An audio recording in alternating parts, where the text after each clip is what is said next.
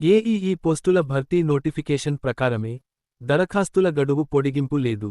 August 22 నుంచే computer ఆధారిత పరీక్షలు. తప్పుడు ప్రచారాలను నమ్మొద్దని ట్రాన్స్కో హెచ్చరిక. అమరావతి, జూలై 13 ఆంధ్రజ్యోతి, ఏపీ విద్యుత్ సంస్థల్లో అసిస్టెంట్ ఎగ్జిక్యూటివ్ ఇంజనీర్ ఏఈఈ పోస్టుల భర్తీ ప్రక్రియ ఇప్పటికే విడుదల చేసిన నోటిఫికేషన్ ప్రకారమే కొనసాగుతుందని, దరఖాస్తుల గడువు పొడిగింపు ఉండదని ట్రాన్స్కో సంయుక్త మేనేజింగ్ డైరెక్టర్ సూర్యసాయి ప్రవీణ్ చంద్ స్పష్టం చేశారు.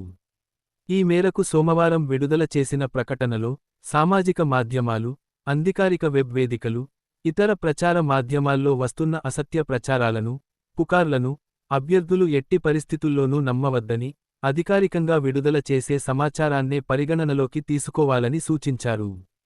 629 అసిస్టెంట్ ఎగ్జిక్యూటివ్ ఇంజనీర్ ఏఈఈ పోస్టుల భర్తీకి సంబంధించి ఈ ఏడాది జూన్ 25వ తేదీన నోటిఫికేషన్ విడుదల చేసినట్లు, ఆ నోటిఫికేషన్కు రాష్ట్రవ్యాప్తంగా భారీ సంఖ్యలో అభ్యర్థుల నుంచి విశేష స్పందన లభిస్తున్నట్లు ఆయన తెలిపారు. అయితే, దరఖాస్తుల గడువు పొడిగిస్తారంటూ సామాజిక మాధ్యమాల్లో, కొన్ని అధికారిక వెబ్సైట్లలో, ఇతర వేదికల్లో జరుగుతున్న ప్రచారంలో ఎలాంటి వాస్తవం లేదని, అవన్నీ పూర్తిగా అవాస్తవాలేనని స్పష్టం చేశారు. అలాగే, నియామక ప్రక్రియలో భాగంగా నిర్వహించనున్న కంప్యూటర్ ఆధారిత పరీక్ష సిబిటి కూడా ముందుగా ప్రకటించిన షెడ్యూల్ ప్రకారమే ఆగస్టు 22వ తేదీ నుంచి ప్రారంభమవుతుందని, పరీక్షల తేదీల్లో ఎలాంటి మార్పులు ఉండబోవని, వాయిదా కూడా ఉండదని సూర్యసాయి ప్రవీణ్ చంద్ మరోసారి స్పష్టం చేశారు. అభ్యర్థులు దరఖాస్తుల గడువు, పరీక్ష తేదీలు, ఇతర నియామక ప్రక్రియకు సంబంధించిన వివరాల కోసం కేవలం అధికారిక నోటిఫికేషన్, అధికారిక ప్రకటనలను మాత్రమే అనుసరించాలని, సామాజిక మాధ్యమాల్లో ప్రచారంలో ఉన్న తప్పుడు వార్తలను నమ్మి అయోమయానికి గురికావద్దని సూచించారు.